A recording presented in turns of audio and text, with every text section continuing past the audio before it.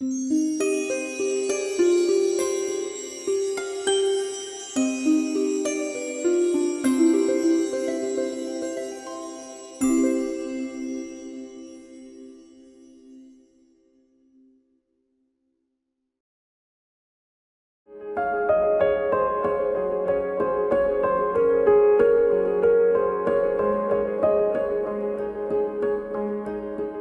در سال 1336 در تهران متولد شدم و توی خانواده متوسطی که پدرم دکتر داروساز بود، مادرم خانه‌دار و من از همون موقعی که خودم رو شناختم به نقاشی علاقه‌مند بودم.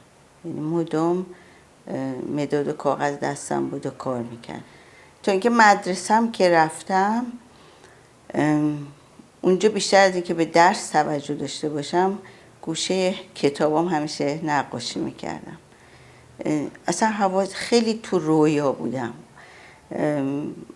اغلب خودم رو توی فضاهای رویاگونه میدیدم. اصلا نمیدونم خواب بود یا واقعیت. خیلی خیال پرداز بودم.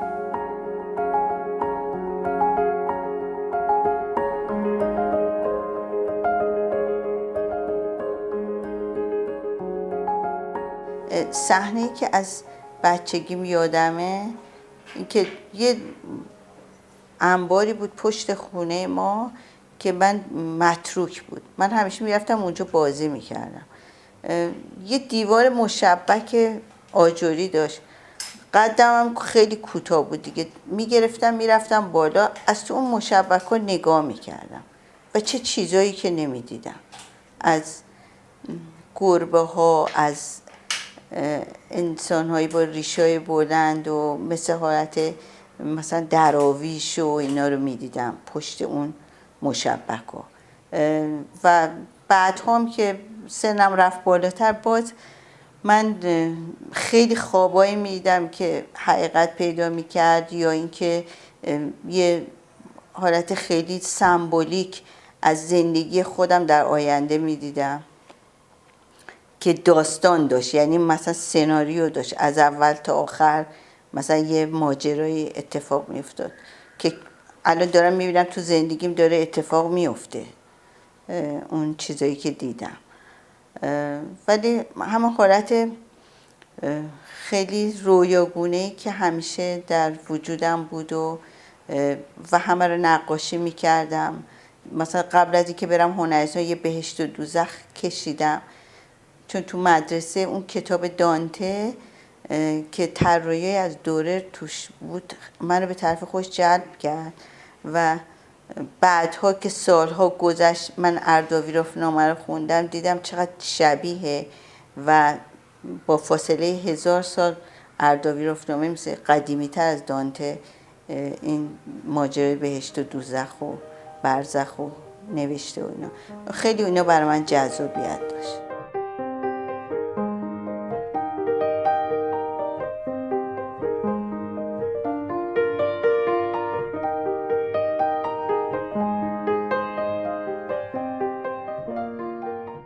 کم کم که بزرگ شدم دیگه دوران هنرستان و پدر مادرم گفتن بهتره که بری هنرستان، انقدر علاقه‌مند هستی.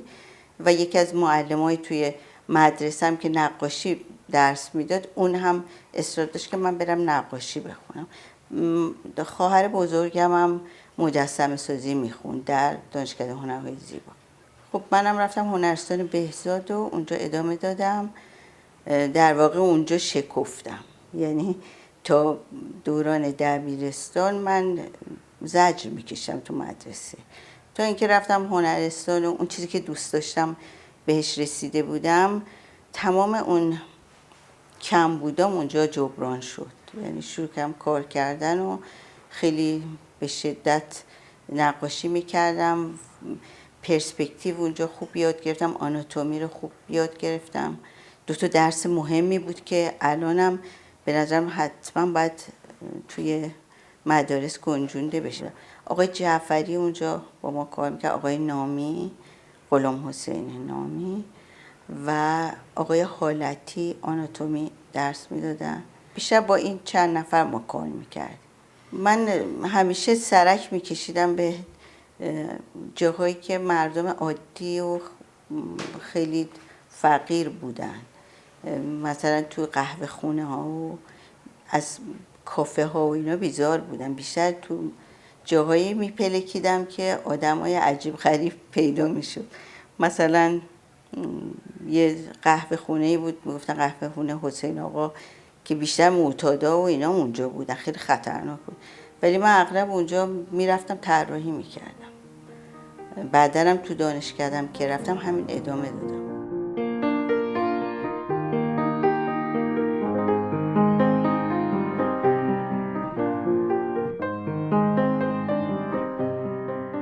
کسی که میخواد بره تیپ سازی کنه، از افراد عجیب غریب کار کنه، به هر حال دچار مشکل میشه. مثلا یه بار کتکم خوردم توی بازار بندر عباس بودیم، یه مرد دیوانه‌ای که پر از نخای رنگی بود تو سرش، نمیدونم کجا رفته بود، غلطیده بود.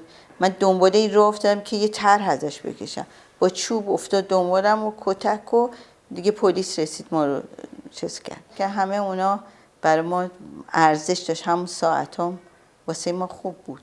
ولی خب زندگی خیلی پیچیده است، یعنی میگم چندین بار تا لبه پرتگاه هر کسی براش اتفاق میفته، نه فقط من بگم.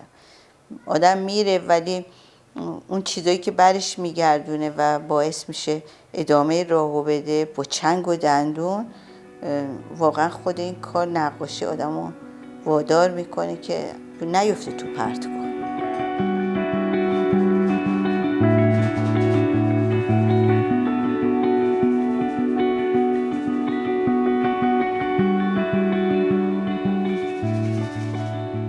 دانشکده هنرهای زیبا رفتم سال 54 که دیگه قبل از همین تحولات اجتماعی بود که خب یه جنبشی وجود داشت توی بچه‌ها. خیلی‌ها بودن که کار میکردن، از جمله من و مسعود صدرالدین، احمد امین نظر، سروش بارسقی، اینا همه هم دوره‌ای من بودن، منصور طبیب زاده، که اینا بعداً هم کار کردن و ادامه دادن. بعد دیگه شروع کردم اونجا به طور جدی یه کار میکردم.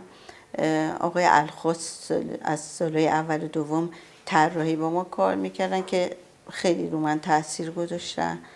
هم توی تدریس، من تقریبا از سال سوم با آقای الخاص با هم همین دانشکده هنرهای زیبا تو کلاس شبانه درس میدادیم، مثلا 100 نفر رو درس میدادیم. خب من کنار اون خیلی چیزا یاد گرفتم.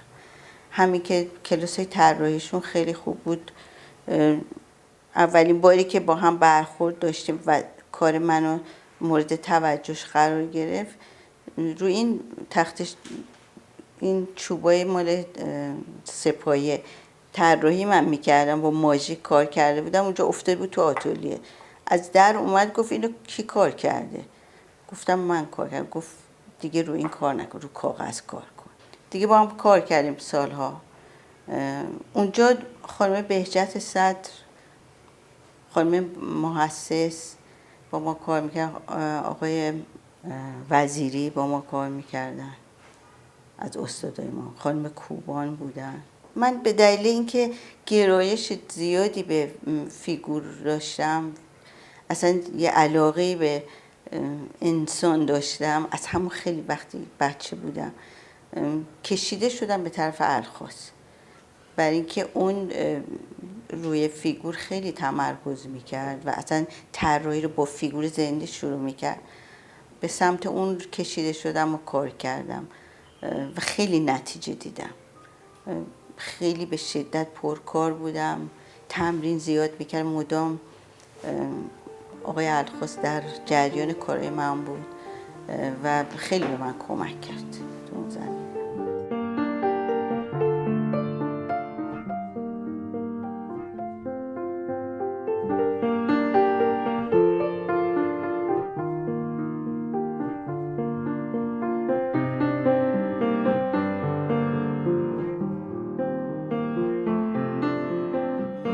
پروژه ما قبل از اینکه این انقلاب به اصطلاح فرهنگی که رخ داد، قبلش آقای الخوست به ما گفت شما زودتر پروژه‌تون رو بدین چون دیگه ممکنه دانشگاه بسته بشه. دیگه من و مسعود صدرالدین که با هم همیشه کار میکردیم، با هم زیاد کار میکردیم با صدرالدین، با هم یه برنامه پروژه رو گذاشتیم و من روی دیوارای شهر کار کردم.